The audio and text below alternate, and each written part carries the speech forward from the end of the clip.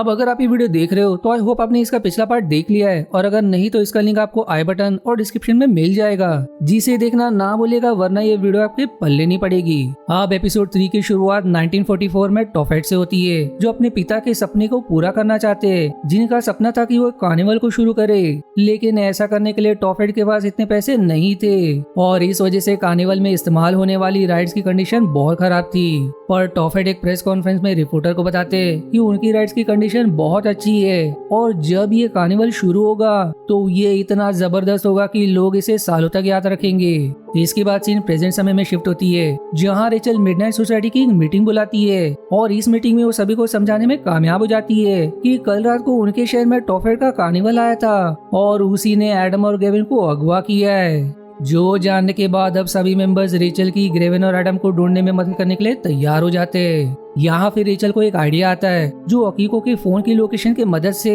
Carnival की location का पता लगा लेती है, जो कल रात को कार्निवल में क्लाउन्स ने उससे छीन लिया था। साथ ही वो सब देखते हैं कि अकीको का फोन छीनने से पहले उसने रिकॉर्डेड वीडियो को क्लाउड पर अपलोड कर दिया था, और अब ये वीडियो देखकर सभी को रेचल की बातों पर पूरी तरह से यकीन हो जाता है। साथ ही अब वो लोग उस वीडियो को यामाटो को भी दिखाते हैं, जिसे देखने के बाद अब वो भी बच्चों के साथ कार्निवल में जाने का फैसला करता है। इसलिए अब सभी यामाटो की कार में बैठकर कार्निवल की लोकेशन की तरफ रवाना हो जाते हैं। लेकिन रास्ते में जब यामाटो बाथरूम करने के लिए रुकता है तो वहाँ टॉफेट आकर उसे फिर से अपने काबू में कर लेता है, और जब काफी समय बीत जाने पर भी यामाटो बाहर नहीं आता तो अकीको चेक करने के लिए बाथरूम में जाती है। लेकिन वहाँ जाकर वो मिरर में देखती है कि टॉफेट ने यामाटो को केयर करके रखा है, और अब दूसरा कोई रास्ता ना होने के कारण ग्रेहम कार ड्राइव करता है, जो फाइनली थोड़ी देर बाद कार्निवल तक पहुँच जाते हैं। कार्निवल के बाहर अब खड़े होकर वो सभी टॉफेट को हराने के बारे में सोच ही रहे होते हैं, लेकिन तभी बार्थोलोम्यू आ जाता है, जो उन्हें कहता है कि वो टॉफेट को हराने में उनकी मदद करेगा।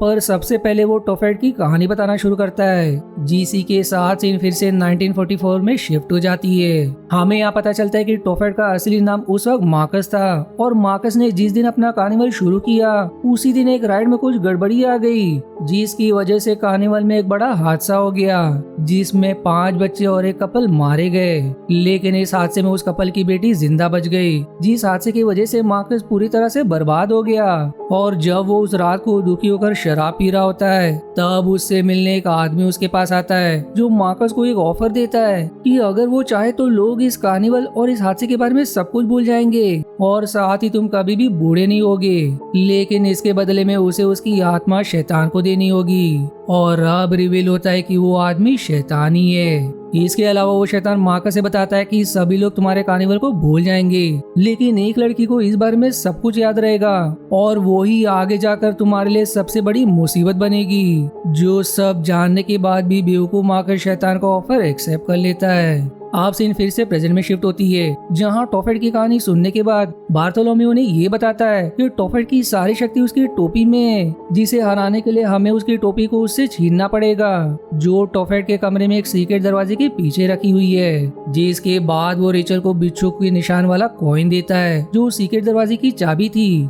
अब वो सभी अपने मिडनाइट सोसाइटी वाले मास्क पहनकर कार्निवल के अंदर प्रवेश कर जाते हैं, जिससे कि टॉफेट उन्हें ना पहचान पाए। लेकिन कार्निवल के अंदर आकर वो देखते हैं कि टॉफेट के रूम के बाहर 2 गार्ड्स खड़े हैं, और इसीलिए अब उनका ध्यान भटकाने के लिए ग्रैहम कंट्रोल में जाकर कुछ राइड्स को बंद कर देता है, जिसे चेक करने के लिए वो 2 गार्ड्स कंट्रोल रूम चले जाते हैं, जिसी का फायदा उठाकर रेचल उस रूम में घुस जाती है। यहाँ वो दीवार पर लगी एक पिक्चर में उस कॉइन को लगा देती है, जिससे अब एक सीक्रेट दरवाजा खुल जाता है, जिसमें रेचल दाखिल हो जाती है। वहीं दूसरी तरफ अकीको और उसके बाकी दोस्तों के पास यामाटो आता है, जो अब एक क्लाउन बन चुका था, जो उन सभी को पकड़ लेता है। सीन अब शिफ्ट होती है रेचल की तरफ, और दरवाजे के अंदर जाने पर उसे वहाँ ग्रेविन मिलता है, लेकिन वो भी अब टॉफेट के कब्जे में था। ऊपर से तभी वहाँ टॉफेट भी आ जाता है, जो रेचल को पकड़ लेता है, जो फाइनली अपनी पूरी कहानी रिवील करता है कि बार्थोलोम्यू उसके लिए ही काम करता है, और ये सब उसका ही प्लान था। वहीं जो सपने उसे आते थे, जिसमें 2 क्लासमेट्स को उसने अगवा कर लिया था, वो भी बिल्कुल सच है। लेकिन सभी लोग अब उस बारे में भूल चुके हैं, सिर्फ उसे छोड़कर। और जब टॉफेट को इसके बारे में पता चला तो वो रेचल को पकड़ने के लिए उसके शहर में आया, और फिर उसके दोस्तों को अगवा कर लिया, ताकि रेचल अपने आप ही उन्हें ढूंढते हुए टॉफेट के पास आ जाए। और वहीं उसकी शक्ति भी उसके टोपी में नहीं है, बल्कि उसके छड़ी में। अब इसके बाद वो रेचल के दोस्तों के सामने उसका हाथ बांध देता है और स्टेज पर ले जाकर चेनसो वाले गेम को परफॉर्म करके मारने की कोशिश करता है, लेकिन ग्रेविन के दिए हुए चाकू की मदद से रेचल अपने आप को आजाद कर लेती है और टोफेट की छड़ी को चुरा लेती है, जिसके बाद वो उसकी मदद से अपने दोस्तों को फिर से नॉर्मल कर देती है और उनके साथ वहाँ से भाग पड़ती है। पर इस चक्कर में वो सभी हॉरर राइड में पहुंच जाते हैं, जहाँ ज़ॉम्बीज़ एक एक करके उसके सारे दोस्तों को अपने साथ ले जाते हैं, जिससे आखिर में सिर्फ रेचल ही बच जाती है। तभी उसे टॉफेट की आवाज सुनाई देती है, जो उसे डराता है कि अगर तुम अपने दोस्तों को जिंदा देखना चाहती हो तो मेरी छड़ी लेकर वापस मेरे रूम आ जाओ। पर यहाँ रेचल छड़ी को तोड़ने की कोशिश करती है, पर वो टूटने का नाम ही नहीं लेती। पर इस कोशिश के दौरान उसे ये समझ आता है कि वो भी छड़ी के जादू का इस्तेमाल कर सकती है, जो अब छड़ी लेकर टॉफेट के रूम में आती है। वो अब उसी छड़ी का इस्तेमाल करके ज़ॉम्बीज़ को अपने कंट्रोल में करके अपने दोस्तों को आजाद करवा लेती है। पर जब वो इसका इस्तेमाल बार्थोलोम्यू पे करती है तो उसकी मौत हो जाती है। इसलिए अब वो ग्रेविन के कहने पर उस छड़ी को अग्नि के हवाले कर देती है और अब ऐसा करते ही देखते देखते टोफेट बूढ़ा होकर राख बन जाता है, जिसके बाद ग्रेविन, एडम और यामाटो भी नॉर्मल हो जाते हैं, यानी कि अब उनकी सारी परेशानी खत्म हो गई। अब उसके अगले दिन स्कूल के बाद मिडनाइट सोसाइटी की एक और मीटिंग होती है, जहां न्यू जॉनी लुइजी सभी को अपनी बनाई हुई कहानी सुनाना शुरू करती है और उसके कहानी के हिसाब से मार्कस के कार्निवल में जो लड़की एक्सीडेंट के बाद बची थी वो असल में रेचल की ग्रेट ग्रैंड थी और शैतान ने उसे भी उसके माता पिता को जिंदा करने का ऑफर दिया होगा, लेकिन उसने उस ऑफर को मना कर दिया। पर बाद में मार्कस ने शैतान के ऑफर को एक्सेप्ट कर लिया।